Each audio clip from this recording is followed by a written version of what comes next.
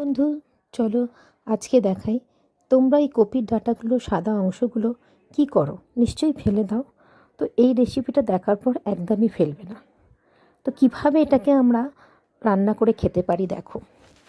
তো এটাকে আমি রান্না করার জন্য প্রথমে নিয়ে নিয়েছি কিছুটা সর্ষে, কয়েক টুকরো রসুন আর কাঁচা লঙ্কা। রসুনের যা দাম, তো এখন অল্প করে দেওয়াই ভালো। যদি মনে করো তোমরা 4-5 কোয়া দিতে পারো। দিয়ে এটাকে একটু নুন, একটু চিনি দিয়ে মিক্সিতে সব উপকরণগুলো আমি ভালো করে ব্লেন্ড করে নেব। তো করে নেওয়ার পরে কড়াইয়ে আমি সরিষার তেল দিয়ে কালো জিরে ফোড়ন দিয়েছি।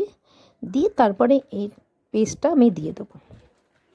ভালো করে নাড়াচাড়া করতে হবে যতক্ষণ না পর্যন্ত কড়া থেকে তেল ছেড়ে আসে এবং একটু ব্রাউন ব্রাউন কালার হয়ে যাবে।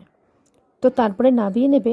গরম ভাতে একদম দুর্দান্ত জমে যাবে। যেহেতু এটাতে সর্ষে আছে, রসুন আছে, কাঁচা লঙ্কা আছে, তো এর টেস্টটাই অনবদ্য।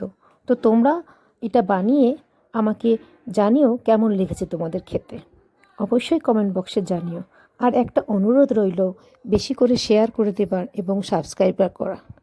ওকে বন্ধু, টাটা। আজকের মতো এখানে।